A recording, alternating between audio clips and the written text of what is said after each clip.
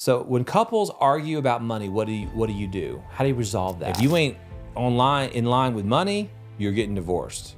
20 to 40% of divorces stem from financial problems. So 35% of people blame finances in their current relationship. And I would say these topics specifically have been a huge rub for Emily and I. The number one reason why people get divorced with a little help and a little wealth and a lot of love. That's the life that we live. Suits and scrubs. Hello, everybody, and welcome to another episode of Suits and Scrubs, where we talk a little bit of health, a little wealth, with a lot of love. So I am one of your hosts, Emily, MD, and joining me is my co-host, my handsome husband, Zachary, SVP. He is a financial whiz, a guru of sorts. He has managed over $1 billion to date. Making me blush. And he has also reached his Coast Fire number, which if you don't know what that means, you'll need to watch one of our previous episodes. He is also, I like to bring a little fun fact about his history. So he actually was a music major. Oh, geez. In college. Well, yes, I was. Which is very unique considering the path that he took. But go ahead and take it away, honey. Yeah, thanks. Yeah. Well, if anyone's interested, I actually changed music majors into business. I was double major. I love music. It was awesome. I play the guitar. But I realized my passion was really business and entrepreneurship. So yeah, I made a little switch. Well, thank you, Emily, MD, who is double board certified in obesity and internal medicine. She's exploring options for continuing education in functional and aesthetics. So we are on this journey. You're on this journey with us. I'm really excited about this opportunity where she believes the power of the patient should have access to quality information to make better decisions from a health standpoint. Fun fact about Emily is she is the modern day tin can woman. What does that mean? What does that mean? What does that mean? You guess? I don't know what you're talking about. Go ahead. Every time Emily bends over or cracks her knees, it goes, it's like a hinge. It's like, I'm 35 going on 75. And no, I met her 6 years ago and she was like doing this anyway. So I swear, like you just got bad knees. It's the snap, crackle, and pop. Yeah. What is that? Why do you think it makes that noise? It's the crepitus. Crepitus. I just got a lot of probably like broken cartilage, a lot of... Does it hurt? No.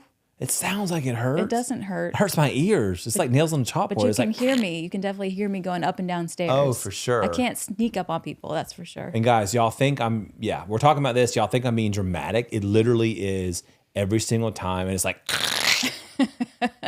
Anytime I do squats, it's a thing. Yeah, it is a thing. All right, so we always start with our side story, guys. So we talk about IVF. So if you are listening consecutively, where we are in the process is we talked about last time. We're doing some genetic testing to see which eggs are viable, and so I think we're down to 3. We're down to 4. 4. Mm-hmm. Oh, that's better than I thought. Better than you thought. So guys, we probably will do another round. Here's why. Emily's going to correct my assumptions. But if we decide to transfer the eggs, the embryos, there is a percentage that they could fail. What's the percentage? It depends on, so if you do the biopsy, the testing, then you will know if it's a viable embryo, which drastically improves your chances, whether that's to, above 50% when you transfer. Right. Obviously, if you transfer an embryo that doesn't have the genetic makeup that you need, then you have a 0% chance of pregnancy. Absolutely. And I just don't want to go through that. So, I told Em, the reason why we're doing this is from an insurance standpoint. We want to get our careers, our stabilization. People know we have aspirations to move and to do this full time, really. Like this is our passion. We want to help people provide quality information. And so we want to get those things in place first. And I always had a vision to have big dreams, as far as big family. You So want a whole football team. I do. All boys. I don't know. I just want that. Wrestling around, all this 300 for Halloween. Yeah. Well, based on your track record, you're probably going to have all girls. Well, there we go. All right. That's probably another episode another day. But I will say this, though. So I don't want to lose sight of that dream. And yes, you can argue, you're going to be, oh, dad, you're going to be, I don't care. God's plan is God's plan. And we are listening. And this is the path that we chose. And we want to make sure that we want to have opportunities for that. And so in the future, we probably will do another round. And by another round, you mean another round of IVF? Yep, another round of IVF. Another round of hormones. Yes. So you guys will be very interested in hearing our progress, I'm sure, and all the fun stories. That means, if you haven't caught the episode with Nut in the Cup, the male perspective, the Teenage Mutant Ninja Turtles and stickers, what does it all have to do together? Go listen to that episode. We probably spent about 10 minutes on that. Anyway, so we probably are going to be interested in doing another round and if our moms are watching, Betty's our center camera, Karen's my camera, Laurie is Emily's camera. We named our cameras after our mamas. Mm-hmm. And Phil and Russ, don't feel left out. Phil, you're right there. You are our notes. And Russ, you are our camera. Maybe because you're losing your sight. So, oh, no, that's terrible. I'm kidding, Russ, but you are our cameras. So if you guys are listening, shout out Big B and O's family. Okay, without further ado, I turn it back to Emily. So I will take on my MC role. Today, we are going to move on and talk about the wealth series today. So what we're going to be talking about, it definitely reaches close to home for us. And I think a lot of our viewers, all 3 or 4 of you, might find it relevant as well. So we're going to be talking about financially ever after, building wealth before you say, I do. So you find your forever after. Yeah, you find your happily ever after. Oh, yeah.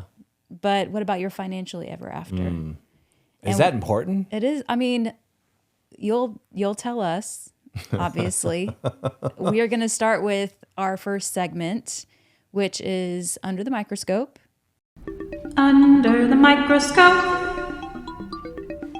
In this segment, we take a deep dive into medical studies and financial reports and break them down in layman's terms. So go ahead and tell us a little bit more about this topic that we're discussing today. Yeah. So 35% of people blame finances in their current relationship. Now, I have a lot of conversations with my friends and my family. That number is so true. And finances could mean maybe a partner is out of work.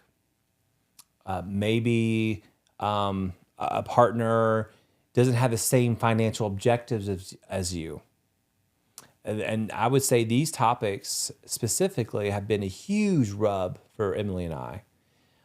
And, I would say this. There's a reason why you're attracted to someone and the reason why you're drawn to someone. And after the honeymoon phase kind of fades, Emily grounds me.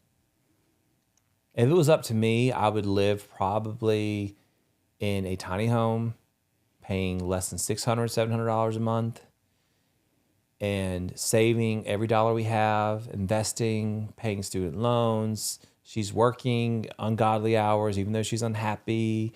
I'm working ungodly hours, unless that I'm unhappy. And so M does bring a lot of ground to me. So our financial decisions is very important to us, but I do feel there's more to life than just finances. But for this episode, the number one reason why people get divorced, well, there's top 2. One is sex and money. So if you ain't getting it on, you're getting divorced. If you ain't in line with money, you're getting divorced. So these 2 topics are really, really important for you to ensure that you stay on top of. And so a part of that is, so money is one of the widely causes of divorce. And of that, 20 to 40% of divorces stem from financial problems. So 4 out of 10 get married. I know I just said that. Alarming number of Gen Xers, 41% are getting divorced because of money issues. 29% of baby boomers are getting divorced because of money issues. So there's a huge disparity between different age groups in divorce. And so the topic of this episode is financially ever after, what to do before I say I do, build wealth. And I think it's important to understand and put things in place because these things can be avoided. I strongly believe that these things can be avoided if you have an open, honest conversation. When people talk about finances, I think people are not as transparent, even with themselves. And I'll get into that in just a second in our next segment. And I think it's a real problem. I think a lot of us know that finances can really cause a lot of conflict. So In our relationship, it has caused a lot of conflict. It has. So we'll move on to the next segment, which I think is very relevant as well to kind of give us a build up on some of the knowledge that you're going to be spitting today. But our next segment is Mind and Money Matters. Mind and Money Matters.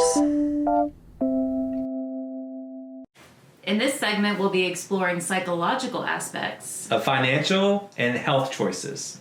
So tell us a little bit more about that. Yeah. So it's good before we jump into this episode of Financially Ever After, how the psychology of money works.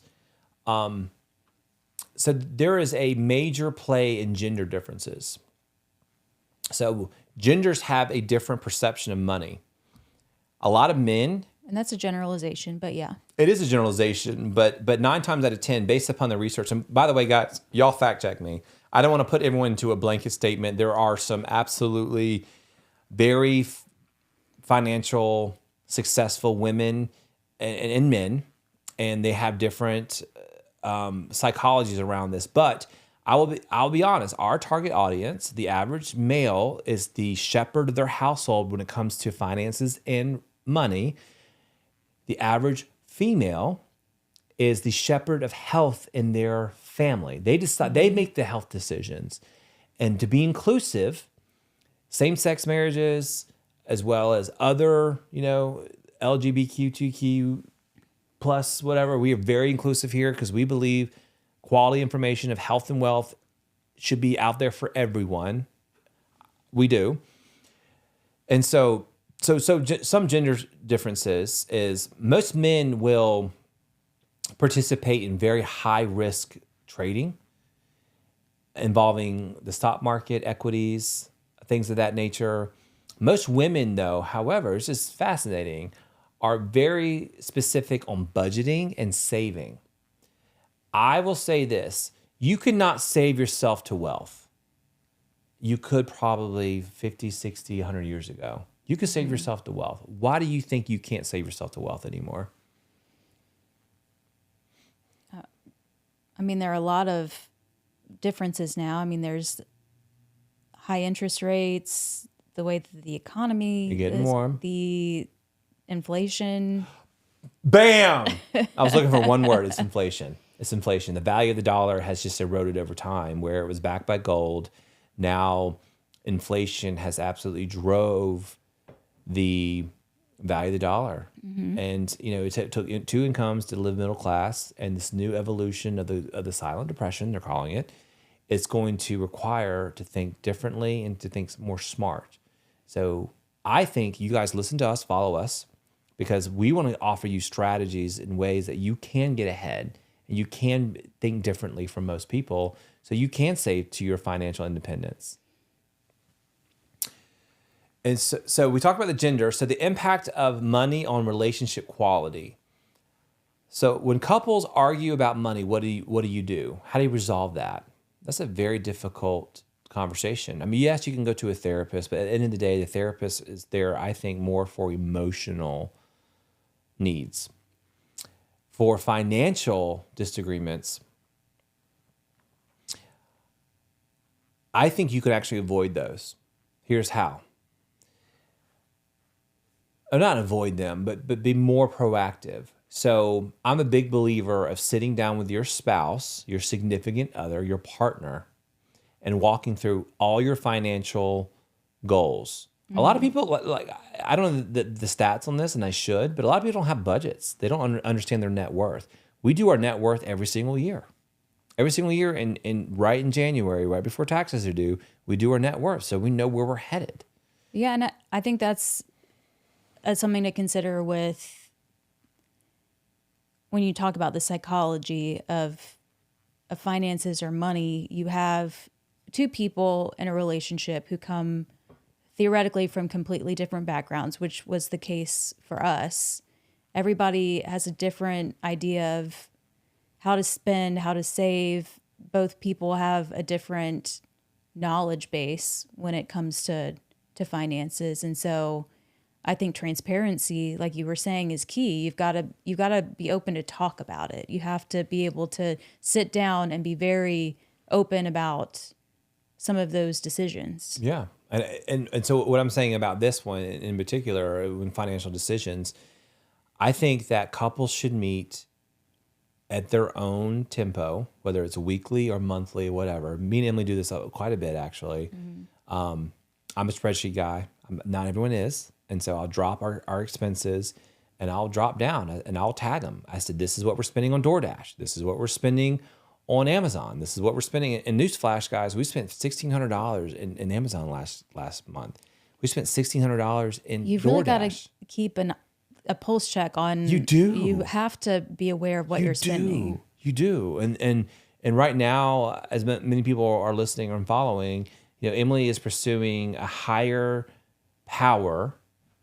I see it, and which requires her to study and get more certifications to pursue her interests, this is one of the things that we're doing, right, in our spare time.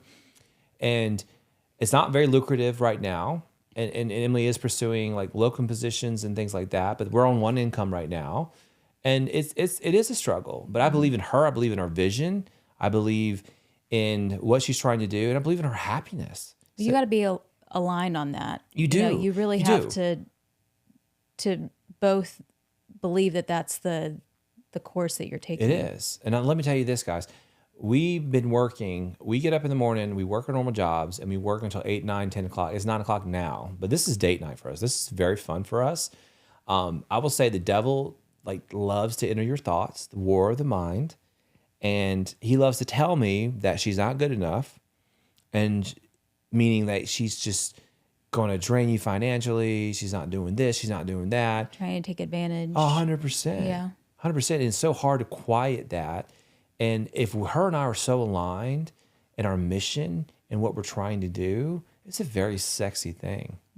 And a lot of that too comes from past trauma, past experiences. That's true. That's true. Another reason why you've got to be very transparent and open about how you feel about finances. I agree. And spending money and saving money. And yeah. And I think that the 6 things that we're going to talk about, this is the foundation of this. We got to make sure that we got to make sure we hit on these topics before we get into the meat of the episode. So we talk about gender differences. We talk about the impact of money on relationship quality. So financial decision making. So who makes these decisions in your relationship? I'm a strong believer that people, couples, individuals should play to their strengths. Mm-hmm. And I work for a bank. I work in every aspect of the financial services industry. I know finances like the back of my hand, personal finance, things of that nature. And I think that I'm a big fan of roles and responsibilities in a relationship. I think that you should define what makes sense for you. I'm not saying traditional roles, so don't send me hate mail, but there's some things that I'm really, really good at. And financial management is one of those things. Emily has an acute attention to detail. She's very, very good at that. Obviously, she is the shepherd of our health. She makes sure that the quality of meals that are going into our bodies is very, very healthy. I rely on her on that. She relies on me from a financial standpoint. And Some couples may have joint accounts and some may have separate. That individual decision is yours to make and yours to make alone. For example, my parents have separate accounts. I think it's funny because they'll sit there and talk. I put this on my credit card and I did this. And if you guys are listening, I God love you. But it's hilarious to me because y'all have been married for so damn long that at the end of the day, it is all your money. But I mean, It's sometimes funny, but it works for some people. you know what? It does work for them. It just it shows that everybody has a different way, and there's not one single way that's the best way. But I think you speak to, like, these are the things that you should set up. Right. And it's a kind of a universal way for all of these different ways to manage finances. Yeah. So this is applicable to a lot of different people. Yeah. And I would say this, like, and I'm not throwing shade, I'm not throwing grenades here. Obviously you guys know I've been married before. We talked about that a little bit. And in that relationship, our financials were separate. Emily, however, our financials are together. And that is just demonstrating so much trust. I trust my wife. I just can't explain the level of trust that I feel for her. Like, genuinely. She is such a good person. And I feel like she would never take advantage of me financially.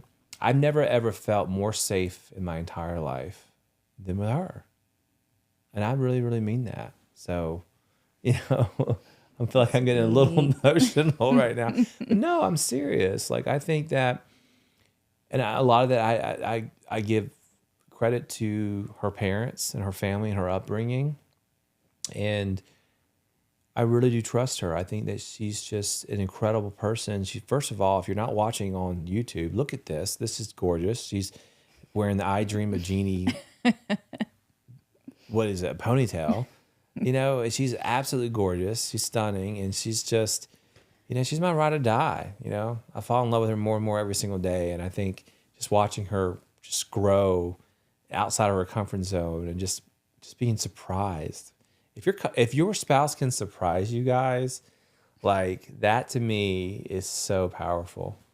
So I know that's off topic a little bit, but I really do want to give you a shout on that. Well, thank you, sweetie.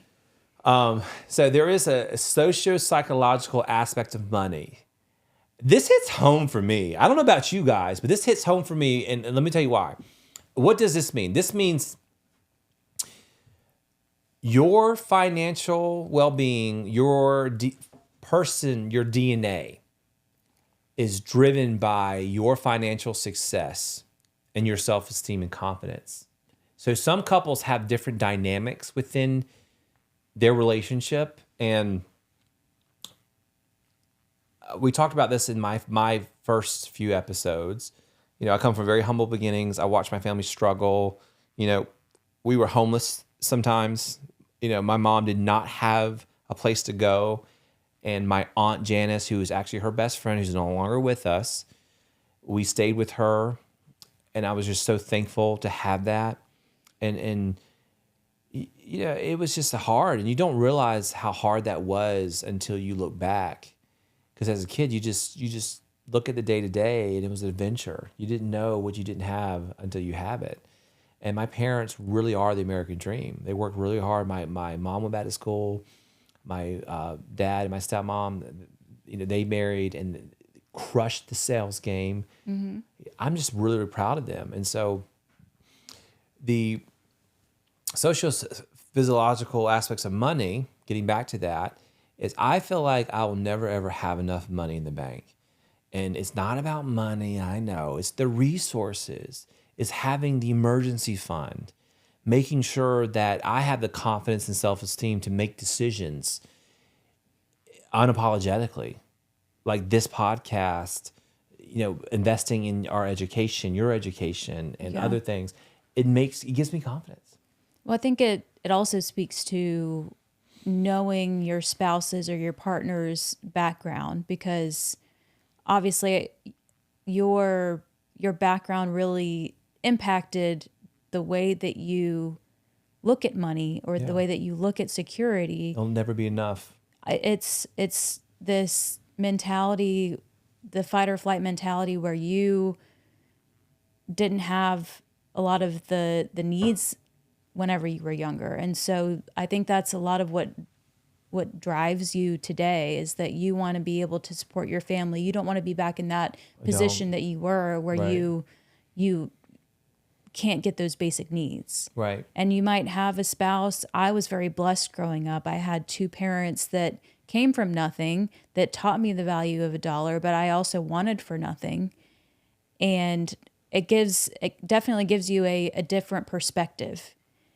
And so I'm definitely more of a enjoy the journey, and I might not necessarily appreciate as much as you do, because you know what it felt like to be without. And so I think you talk about the psychology of money and finances. It's important to know your partner's background and to know where they're coming from and why this That's right. drives their financial decisions, That's or right. why they are so passionate about certain things, or why they have trust issues, or Right. why they want to have separate accounts or separate Right. finances. So I think that's important too. Yeah, you got to give your partner grace. And I think a lot of the conflicts that we have in our relationship as it relates to money, and this is probably real to couples, and I'm going to say something that's probably going to set you off, but just bear with me. I think that you never understood what it felt like to go without. And so when I feel like you take your time with your decisions, especially when it relates to our financial well-being, it really tears me up inside. It really does. And so I'll give you some examples. And I think this is real. I think we should talk about it. As long as you don't storm off like last time, I think we're in a good place. But, when we decided that you were going to work part-time because of your horrible situation, the way that your office treated you, and then it got worse, and they didn't pay you in October. When she was a primary care physician, they didn't pay her because they overpaid her a few months, which that's another story for another day, which we don't believe that's what happened, but that's okay. We're going to move on. And no communication, no nothing. Emily was working part-time, but really working 40 to 50 hours a week, making so much less than what she was worth. And it was a struggle. She still had, depression and all. It was terrible, guys. It was terrible. I never want to see someone you love go through something like that. It's hard because you're chained to your student loans and all that. And as you work part-time, and if that was me, my situation would be I would have found another job immediately as soon as the time clock exited. And in my situation, that's where like my rub is, because 4 weeks later, yes, I know and Emily is working, y'all. Emily's working from early morning to late at night. We have pivoted our journey, and she is working like that. She's working really hard, and God's going to provide. We believe it. And that has been a challenge for me to exercise patience in that situation when I would have done things differently. And it's all about perception too, I think. It is perception. I mean, obviously, like many other couples, we argue about finances, We do. even though we are blessed to not be in a situation where we can't put food on the table or we can't pay our bills right now. So it hits close to home, and the way that we differ, I guess, whenever we think about things, and it comes kind of back to those gender roles, is that a lot of times women are by default expected to take care of the household and expected to cook the meals and to clean the house and to take care of the babies, whether that's fur babies or real babies. But, I definitely take on those roles as a part of our household. You do. And it's just a hard situation to be in, especially when you're used to being such a high earner. Yeah. And I can imagine, I didn't even think about that. So the psychology around money for this, Mind and Money Matters for you, is you went from a very strong salary to cut it in half, less than half. But working more, Working, making less than half, but working more than half. Yeah. And then going to zero. So I never thought about that. I never thought about what does that do to you from a psychological standpoint, especially since you spent all this time training for something. And then when you got out, it wasn't what you expected. And so I'm looking in the camera, I'm looking at Karen, and I'm pretty much saying that we're going to find something and we're going to do it better than insurance-based and anything else that is defined for us. We're going to make our own rules. And I know we're kind of going off topic or it's going on money matters. I know, but going on a tangent, but that's the other part about a relationship is that sometimes one person will take over the stress of the finances while the other maybe takes over other responsibilities that maybe they weren't doing before to pivot and get to a position where you're living in harmony again, where you're both I agree with that. Emotionally in a good place, you're both physically in a good place, and it's all about partnership and the give and take. You might have one person who's giving more at one point in your relationship than the other, but it's important that there's that balance. Like you can't obviously have that one-sided, one person's a giver the entire time, the other person's a taker. Obviously that's not going to be something that's sustainable, but I think it's good to, there should be a timeline and boundaries and discussion, it is a discussion, being open about that and knowing that there is a plan or there is a plan with us. And that's what I'm not elaborating on. I'm talking about like what our challenges are. There is a plan, right? There's a plan that we're focused on that you agreed to do. This is one of them. You play to your skill sets. You play to your strengths. Yeah. And I would say this, Emily has more job security than I do. And so, one day when AI replaces all of our jobs, I am an AI enthusiast. Healthcare, what Emily does, I might be dependent on her. So we have a lot of faith in what the future looks like for us. And trying to enjoy the journey. We are trying. That's one thing that I talked to my mom about on Friday was making sure you enjoy the journey. So anyway, we talked about some of these other aspects, and then there's some cultural differences too when it comes to Mind and Money Matters. So the American dream for us, we do worship material things. We have a lot of luxuries here. It was a funny conversation I was having with my intern who's from Colombia, and his grandmother was visiting him over here. And his mom was like, Alexa, do this, this, this. And Alexa was responding and giving all the answers, all the questions, or ordering whatever. And the grandmother was like, oh my God.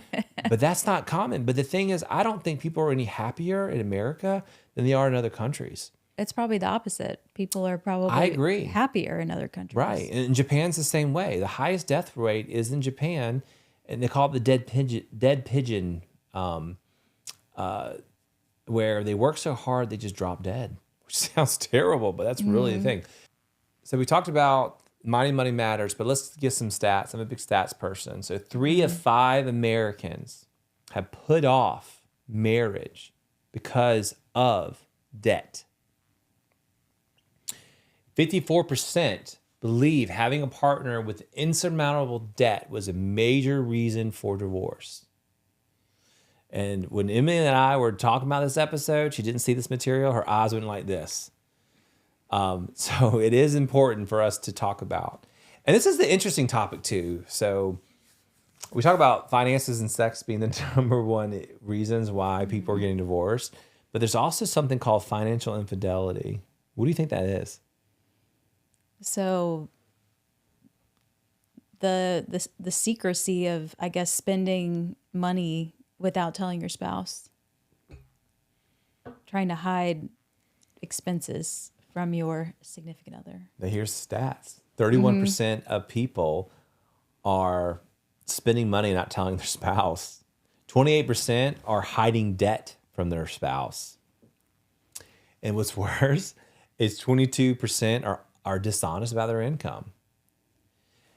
I don't know about you guys, But newsflash, no wonder finances are the number one reason why couples are getting divorced in America. It all comes to become transparency, trust and transparency. Yeah. It is. I know it's hard out there. And again, we try not to be doomsday. There's enough of that on the TV. We can talk about how the rising cost of food, gas, inflation, no one can afford a house, all of that. But at the end of the day, let's put that aside. You got to be transparent with your partner. You got to sit there and sit down and say, hey, here's what's going on. Honest, truthful, honesty is key. Yeah. And if you don't want to do it weekly, do it monthly and say, this is where we are financially, guys. So that concludes what I have for Mind and Money Matters. I think it's in our situation, it's hard because I'm a very independent person and was used to making my own money,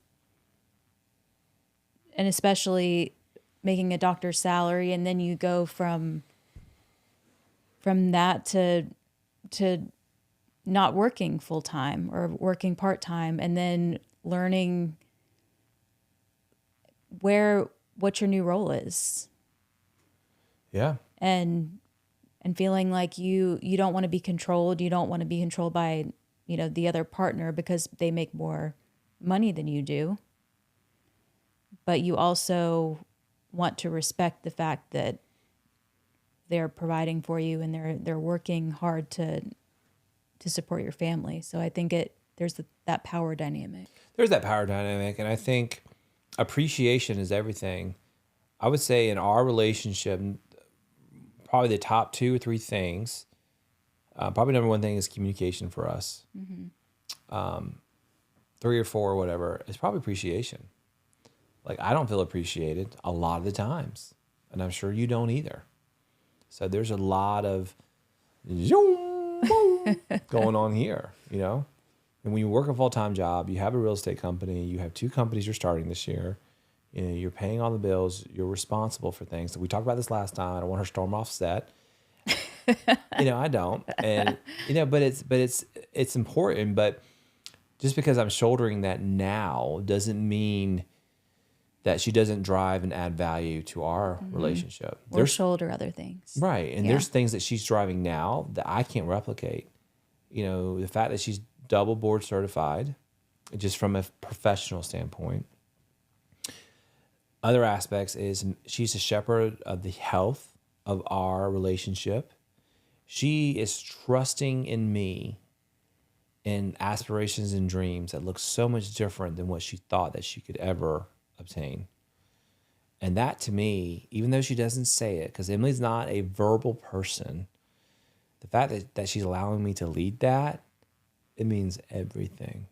It's a whole another episode about knowing your love languages. Yeah, it is. How you express those. But I think it's a beautiful thing that you allow me to lead us in a place that I didn't even think that we would be. This podcast, never thought in a million years I would do something like this. It's just called to us. So, yeah. Well, we hope we can give people some valuable guidance just based on what we've gone through. Yeah. So I know that the bread and butter of this episode, we really want to talk about what you can do, what the main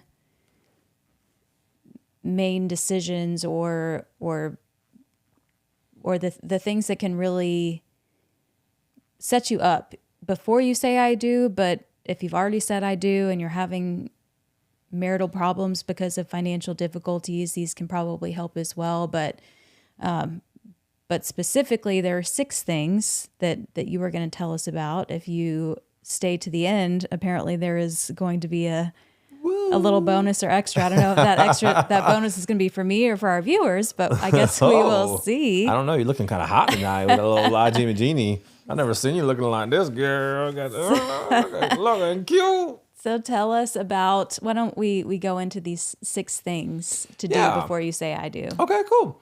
So the first thing I think everyone should do, and listen, this is not just for newlyweds. This is not just for engagement couples. I think everyone should do this. And if you've been married for 5 years, 10 years, and y'all have not done this, you guys are behind the 8 ball.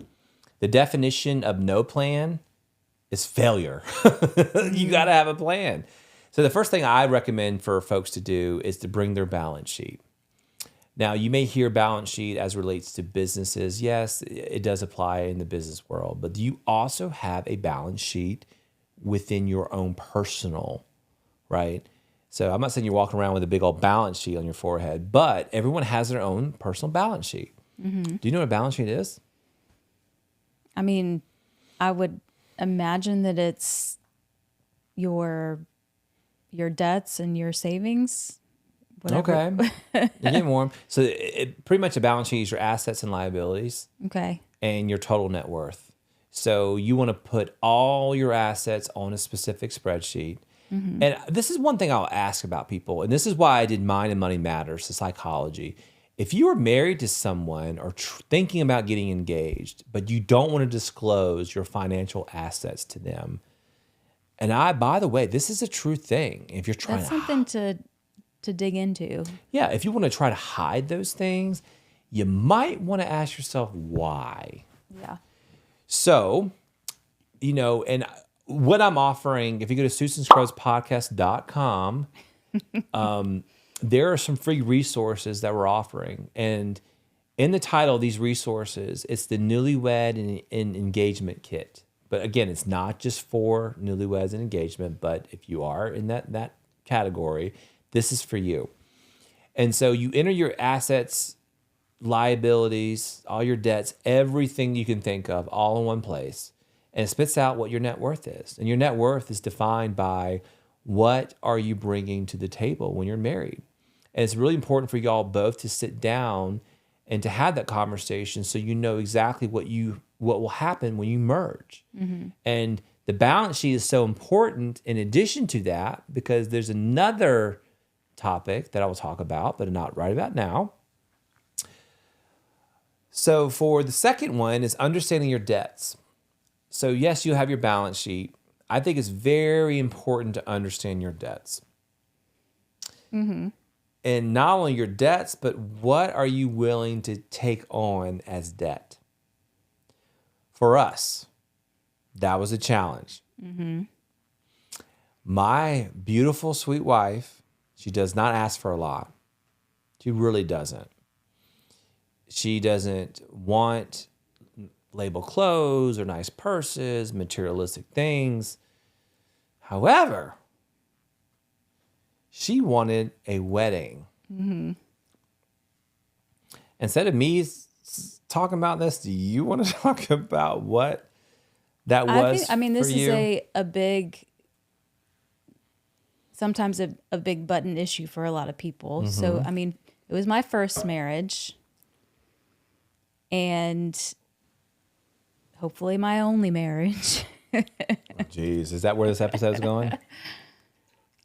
And I guess I wanted the experience. I think a lot of women want that one day or that one weekend where they can feel like, I don't want to be cliche and say feel like it's a fairy tale or feel like a princess, but I wanted to have that moment, that memory, I guess. I wanted that memory of our wedding day. I wanted to be able to look back on it, and I wanted the pictures, and I wanted our family and our friends to be there, and I wanted everything to be perfect. And I think looking back, it really did not matter as much as I thought it would. And guys, this is me not telling her. This is really a true story. This is really how she feels. And before we get into that, I will say this. This has been a big complex between us. A lot of couples don't make it down the aisle because they fight about things like this. And when you start seeing the price tag with weddings, I do believe you can do a wedding very affordably, and it can be beautiful. In fact, I went to one not that long ago. It was very affordable. It was 1/4 hours. And we can go down and nitpick, but we were also in the nitpicking. midst of COVID where prices were much higher. That's true. But what I'm saying is, like, you could still have done it affordably, and obviously you didn't like my ideas. What I wanted was just to rent a big old house and all of our friends and family. I'm talking about 32 bedrooms and just get married and just be done with it. And it would be like 1/10 of what we spent, but that's not what she wanted. And it was a big point of contention. And this is why, because you look at our balance sheet, you have someone that is just finished residency, has $250,000 in loans, no retirement, high earning potential, but hasn't started her job yet. And then me, in my situation, it just things didn't add up. And I'm okay spending that much money on a honeymoon. And so this was a big contention. So how we compromised on this was, I told her, it was a lot of back and forth. I talked to a lot of good friends of mine. I talked to I have this old colleague of mine at work, and she's Jewish, and I say that on purpose. And she is extremely good with money. And she said, Zach, she don't cuss. She said, F it. She wants a princess wedding. You better give her a princess wedding. Because every woman's entitled to feel like a princess on their wedding day. And it's not the first time I've heard it. It was the first time it clicked for me. And Mind and Money Matters, the psychology of money. To me, it was more important because, like I said, guys, the reason why I said earlier, Emily doesn't ask for a lot, but this was an important part of our relationship where I created a compromise. I said, if you buy a house, which is what we're in right now, and we went through this another episode, we'll talk about real estate and probably in a future episode, but we went through this whole 1 year process of developing, extending, getting a loan, the construction loans, 2.5%, hard to find. No one touched the real estate. 60 days it sat on the market, which is insane in Charlotte. We're like a mile away from Uptown. You can see the city view from our porch. $1 million properties that are building left and right on the street. Very good decision, very stressful. But she trusted me on that, and I trusted her on what she wanted for her vision. So you can't put a price on experience. And that's what I think that we compromised on.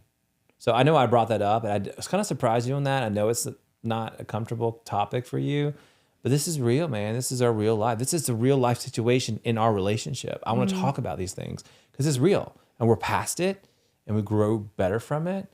But I will ask you this. Was it worth I think there were certain things that were worth it. The pictures, the video was the awesome. video.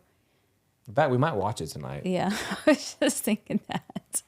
But if you think about... And guys, I will say this. If you are on the fence about having a wedding video, that is one thing. I've been married twice, so I have some experience in this. That is one thing. Do not scrimp on. Do the wedding video. Yeah. That is worth more than anything else. Anytime that you get mad at each other when your husband brings up how much money you spent on the wedding during a podcast and you want to strangle him, you can always watch that wedding video and see how in love you were with each other. That's true. But was it worth it? There were certain parts that were. And I think the way that I thought about it, I was working a full-time job as a primary care doctor. You were working a full-time job. And my perception of it was this is a venue and they're going to plan everything for me and I'm not going to have to do anything. And so it's going to be worth the money. Right. But whenever we look back, it wasn't that it was way. not. There was a lot of stuff that we had to take on. And so that was annoying. Hindsight's 20/20, but Yes. that was why I wanted to spend so much money up front, honestly, was because I thought it was going to be something where it would be, you're making all these decisions up front, and then when the day comes, it's going to be stress-free and you're going to be able to enjoy it. But I feel like a lot of people will realize that your wedding day, the ceremony day, is stressful, and it is stressful. And you're always going to be dealing with people family members, friends complaining, what you're going to do, especially during the COVID pandemic when you have half of your family who's one political affiliation and the other half that's the other. True. That was a lot and of stress. it's a lot of stress. And so hindsight 2020, invitations. if we could have gone off and just had our own, private ceremony, it probably would have been better. But We're not recommending that. But we digress. Yeah, but it's important because like debt is like that's number 2 that I'm talking about. So 1 is balance sheet, 2 is debt, and the way that you decide in debt. The episode is called Financially Ever After. You have to be on the same page about debt, including the wedding. Is a big thing. And guys, we did not have debt when we got married. Yeah, we didn't go into debt for our wedding. But it was hard. The biggest debt was were my student loans. That was the debt that well, that wasn't debt either. I paid in full for that. So you want to show the audience? Come on, show them. You don't ever show them. So let's talk about. We're not getting on. No. I will drive us to the next. Show them. So. All right. So we talk about debt. So the next thing is couple budget. It is very important to understand where your dollars are going. I'm a big believer in zero-based budget, which means you understand exactly every single dollar it's going to. And at the end of the month, you're like, oh my gosh, I have $200. No. You need to know every single dollar you're spending, and you need to have a very specific budget. And I have templates and spreadsheets. And if you go to SusanScrubbsPodcast.com, I will give you some resources. And these are spreadsheets guys have been using for 10, 15 years. I might as well just give them away. I'm giving them away for free. All you have to trade in is your email. And we're not going to harass you with that much email because right now we're still trying to figure this stuff out. However, making sure that you have a budget and you guys agree to. What is your entertainment budget? A lot of people argue how they want to just spend their discretionary income. Some people want to travel. Some people want to go out to eat. Some people want to order DoorDash. And you have to compromise. You do. You have to compromise and come to an understanding of what that budget is going to look like. That's right. And so at my desk now, I have all of our businesses, I have all our expenses, and I have all of our debts and assets and income, and how much money we're bringing in, how much money we're losing each month. And it's a very real thing. So that's a very important part, which is number 3. So number 4, which talks about balance sheet, debts, and budget. To prenup or not to prenup? That is the question. I think that's a huge point of contention for a lot. Obviously, it's very unsexy before you get married. Everybody feels differently about it. Everybody does. To me, it wasn't a big deal, but I'm sure it is to some people, a lot of people. The way that I look at it is I believe marriage is forever, and I hate the thought of having to do financial or legalities before saying, like, what happens if we don't work out? And to me, I look at the glass half full and I'm like, well, we're going to work out, so I'm not going to have to worry about this in the first place. But at the other flip of the coin is if you're fair, if you go into a marriage and you appreciate that other person has brought something to the table, then you really shouldn't have a lot of resistance to allowing them to keep those assets after the divorce. But that's just I know there's some gray area, and that's different for a lot of people, but that's let her finish. It's kind of how I thought about things. Guys, get a flippin' prenup. I'm not joking. Get a prenup. I don't care if you're worth $10,000. I don't care if you're worth $100 million. Get a prenup. Sit down with your spouse, and if any of you guys are uncomfortable disclosing your information to each other, that is another podcast for another day, because there's some big trust issues that you're already going into that you're already not solving for. I'm looking right into camera on this because this is so important. You need to understand where you guys sit from a financial perspective. I also believe in a postnup. A postnup does exist. In our situation, Emily's totally cool. And as we do businesses together and we decide that this is what we're going to do, and I'm probably going to fund them all and put the money up. I'm just going to be honest. I am. A postnup means you can reset the rules of how you want to distribute your financial goals. And that can change with children. And It could change with children time. and time. Like, for example, let's say that we decide to move and, my job is eliminated, it goes overseas, whatever. And then you're the breadwinner. And All that sometimes works too, out. you have to think about other things like people who have addictions, like gambling addictions, and when you want to protect that for your family too. It's I know it's we talked about it's very unsexy, but sometimes you have to protect your future and your Have family. the conversation, guys. I'm telling you. Be open about it. Be open about it. It's very unsexy. When things are very, very good, it's beautiful, right? But when things go bad, you don't know how someone's going to be. And this hits so close to home for me from my own personal experience, but also a lot of people who are going through situations like this right now, which I won't say who, and other situations. And so I think every single couple should have a prenup. You should understand and sit down and make sure what you bring into the marriage, I think, is off limits. What you build together as a couple, with some limitations, I do think it's fair for you to divide that. Because I don't, let's say that I'm a stay-at-home dad. And by the way, I do know people at the bank who their husbands are stay-at-home dads. And they raise their children, they take care of the household, they do the finances, they do all of that. So I'm just looking at that example. And let's say they get divorced and the wife is working and have a high-paying job.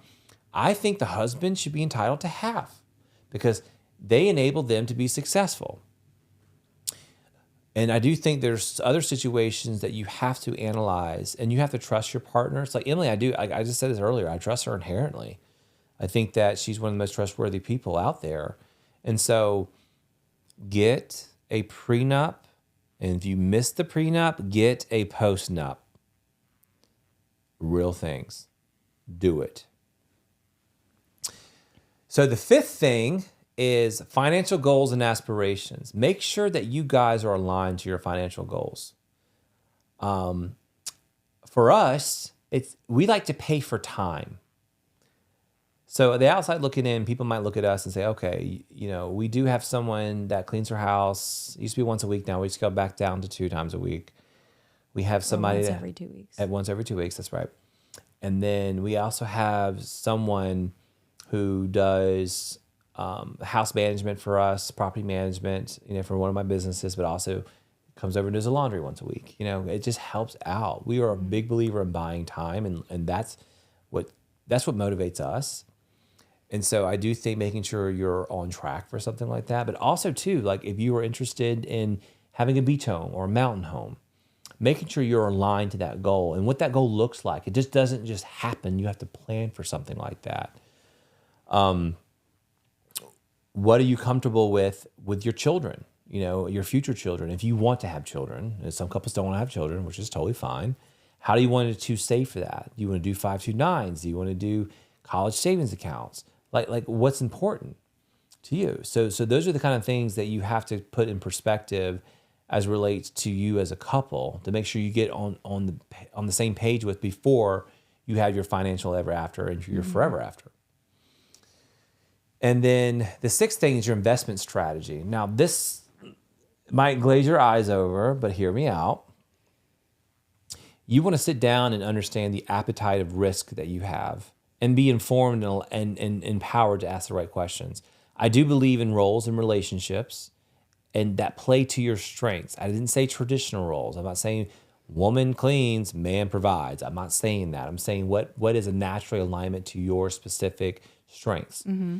And in your investment strategy, you have to understand your risk tolerance. You shouldn't be, if you're in a relationship with somebody and they're driving the financial decisions, but yet they're having extremely high risk and you're not comfortable with that, I'm going to buy 15 houses this year. Oh, really? Wow. Or whatever. You have to make sure that you're comfortable with those level of the risk appetite that the other person has. And we definitely ran into that. I am the quintessential cautious spender and saver. And so you have to be transparent and comfortable with the decisions and kind of know what that entails. But there is an inherent level of trust that you have to have. And so that's kind of something that that travels through all of these 6 recommendations is that there has to be a level of trust, and there has to be transparency, communication and transparency, right? because that's the basis. You got to build on a foundation. Right. The number one saying is those two things: communication, transparency, as it relates to finances. Yeah. I don't know what happens, but people's butt pucker when you talk about finances. They just do, and people are not transparent with their finances, whether it's how much they make, their debt, their assets, their liabilities. And so And you have to speak up about it. real. You can't just talk about it. You can't let someone steamroll over you. You have to talk about what your insecurities are or what your concerns are. Yeah. And what inspired this podcast, guys, is, I'm very interested in the health segment, and we talked about that last time, but also the wealth segment. Educating my wife. We have these conversations. We have a recorded date night. This is what it is for us. And having these conversations to expose to other people so that way they can have conversations like this in their household. Yeah.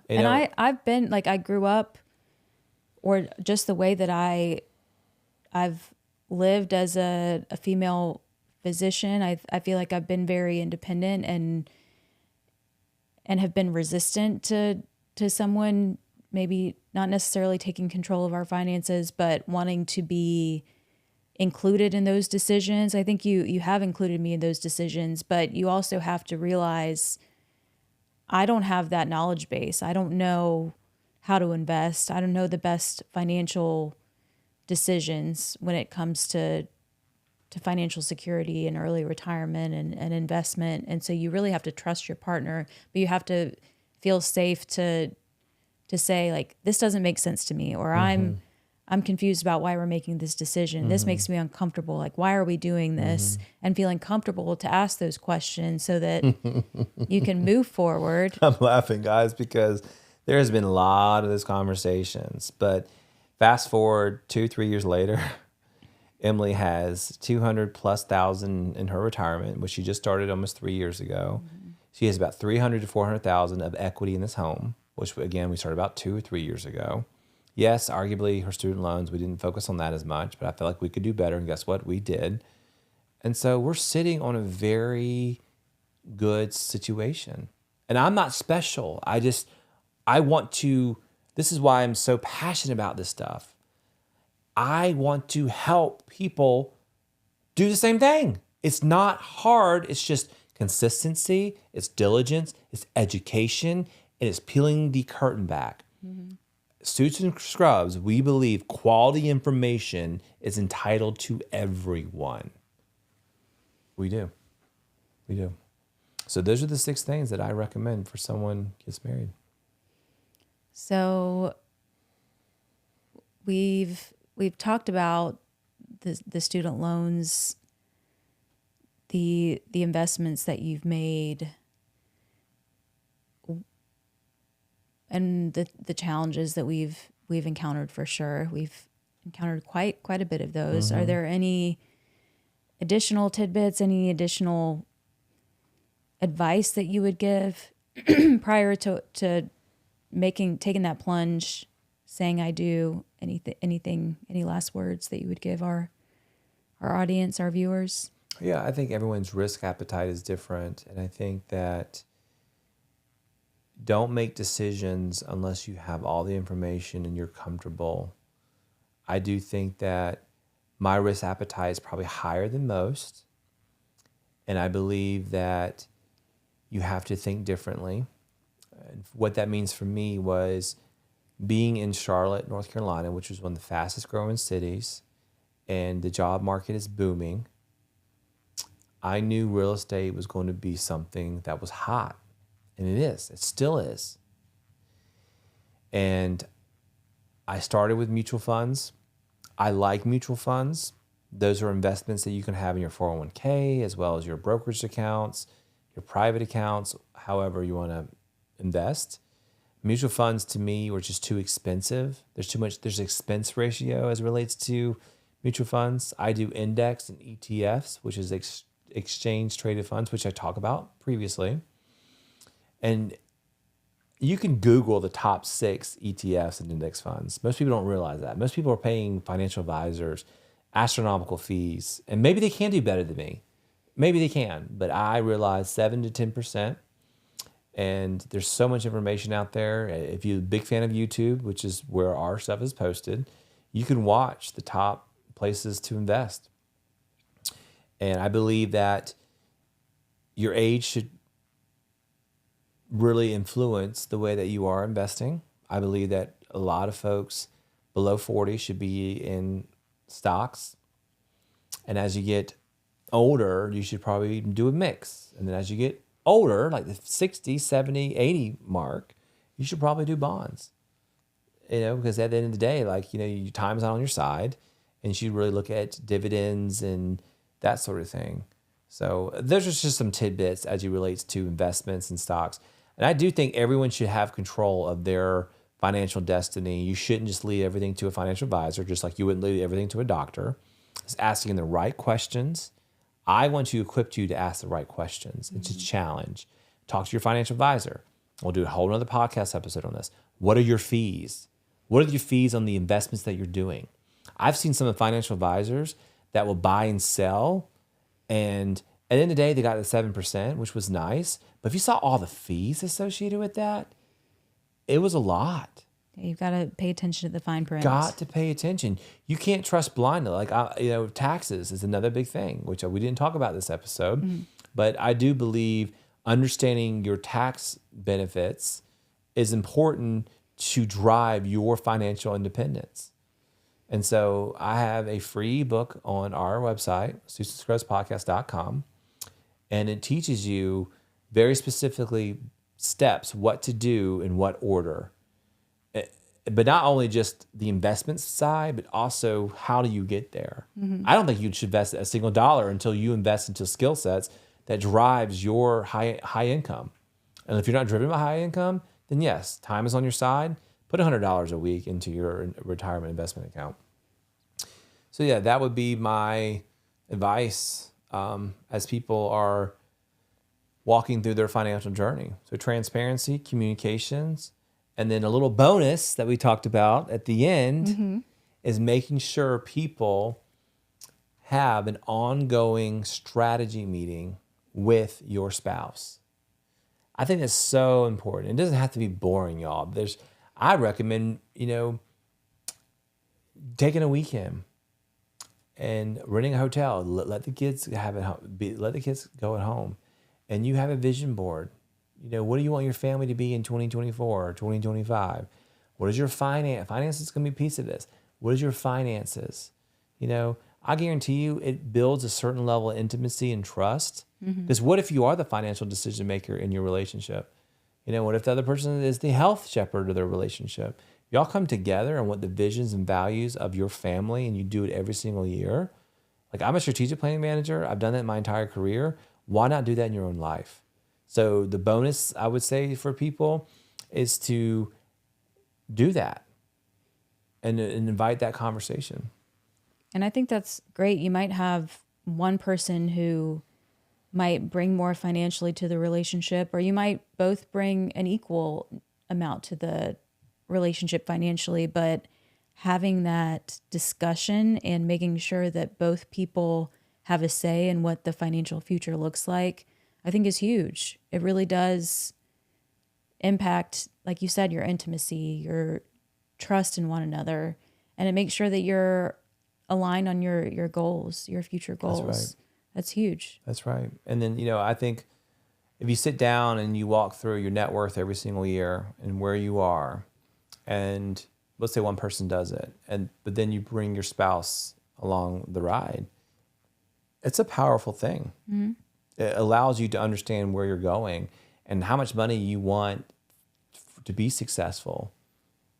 And I think health and wealth are one of those two areas that you have to take control of. You can't let someone else be the destiny or in the driver's seat. You know this from a doctor standpoint. You know that. Like, yes, they're supposed to enable you to be successful. Doctors are. Financial advisors are supposed to enable you to be successful. But you need to know. You have to take ownership. 100% ownership. So, yeah.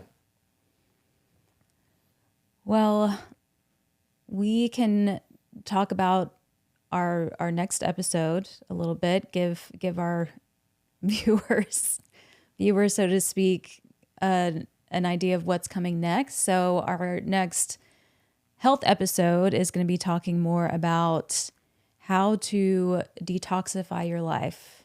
So ridding your life of all of these environmental toxins. And I'll be happy to talk about that more during our next episode. Is that gut microbiome? A little. I mean, it's everything. I love talking about the gut microbiome. So everything is kind of interconnected to the microbiome. But I think it impacts the microbiome, but it impacts hormones and a lot of other things too. So yeah, we'll talk about that next time. Yeah. Okay. Well, we talked about a little bit of health, a little bit of wealth, and a lot of love. Until next time, take care, you guys. Bye, guys.